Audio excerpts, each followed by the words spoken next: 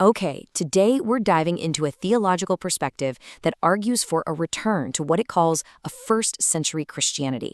Now, this is a view that you'll see directly challenges centuries of tradition and really asks us to rethink the very nature of faith itself.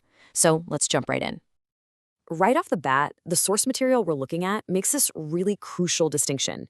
It says, we talk about love all the time, but the better word, the more accurate word, is devotion. And why is that? Well, because love can just be a feeling, right? It comes and goes. Devotion, on the other hand, is all about practical, active commitment. It's like supporting your family even on the days you don't feel like it. It's about what you do, not just what you feel. So here's our roadmap for this explainer. First, we'll nail down this idea of devotion. Then, we'll get into a central story called the Tale of Two Adams. From there, we'll unpack the source's really different view of Jesus as a human, see how that changes the way we're supposed to read the Bible, and finally, wrap it all up with what's called the way of devotion. All right, part one. This is really the foundation for everything else. It's all about shifting our focus from faith being this internal feeling to devotion being an external, life-changing commitment. This slide really gets to the heart of what the source means by true devotion. It's not about just saying the right words or having a moment of faith. It's defined as this practical act of humility, actively putting God above your own selfish wants and, just as importantly, seeing other people as being no less important than you are. It's a change in your thinking that absolutely has to lead to a change in how you act. So let's see how this idea of devotion plays out in a bigger story. The source uses this narrative of two Adams to frame the entire relationship between humanity, God, and Jesus.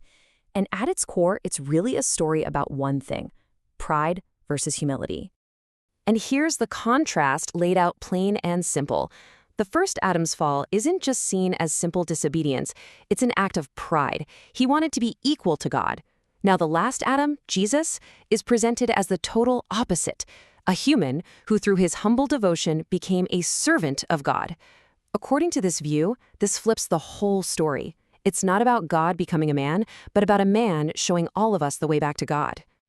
And that idea brings us to what is, without a doubt, the most challenging part of this whole perspective. The source material takes a direct shot at some of the most deeply held Orthodox beliefs about who Jesus actually was. So, according to this author, the idea of God becoming a man, the incarnation, is a fundamental mistake. This view completely denies the incarnation and the virgin birth, even calling them later pagan corruptions of the original message. Instead, it argues that Jesus was a regular human being who was chosen or adopted by God for a special mission. And the source points out that this isn't a new idea, citing early Christian groups like the Ebionites who apparently believed something very similar. Okay, I know what you're probably thinking. A natural question pops up right away. If Jesus was just a regular person, how could he possibly have been sinless? Well, the source has a very specific answer. It argues that when the Bible calls Jesus sinless, it's all about context. It's specifically talking about the bogus charges that got him crucified. In that sense, yes, he was blameless. But the author says we can't just take that one line and assume it means he was absolutely perfect and never sinned a day in his life, from birth. All right, but what about the idea of perfection? That's another huge belief. I mean, if he wasn't sinless from birth, how could he be considered perfect? And here again, the source looks at the word perfect in a different way. Citing the book of Hebrews, it argues that perfection wasn't something Jesus was just born with. No, it was a process. He was made perfect through suffering. His devotion was tested, it was proven, and his perfection was something he achieved at the very end of his journey on the cross, not something he had from the start. So, if you adopt this view of Jesus, it totally changes how you have to approach the Bible. And this next section is all about what the source calls reading scripture with humility. And here's a really crucial point. The author claims that treating the Bible like it's a perfect, flawless, inerrant book is actually a form of idolatry. It's like you're putting the book in the place of God. In this view, the Bible is seen as divinely inspired, for sure, but still a fundamentally human collection of texts, written by humans.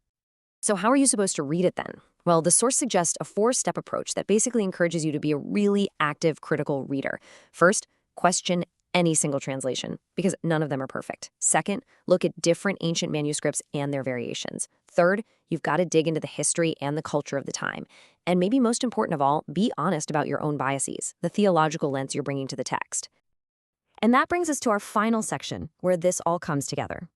After wading through all this complex history and theology, the source argues that the path forward is, believe it or not, actually pretty simple. And here it is, the core takeaway of this entire perspective. The author argues that the true path to God isn't about mastering complicated doctrines or signing off on specific creeds. It's about imitation. It's about looking at the life of the human Jesus and trying to copy his humble, practical devotion to God and to other people. Simple as that.